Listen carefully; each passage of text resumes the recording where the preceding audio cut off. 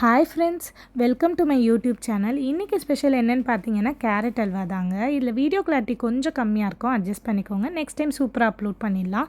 So ஒரு pan எடுத்துகிட்டு நல்லா ஹீட் பண்ணிவிட்டு உங்களுக்கு பிடிச்ச மணமான நெய்யை வந்து ஆட் பண்ணிக்கலாம். ஸோ சூடான பிறகு முந்திரியை வந்து நல்லா வறுத்து எடுத்துக்கலாம். தனியாக வந்து அந்த வறுத்த முந்திரியை எடுத்து வச்சிடலாம்.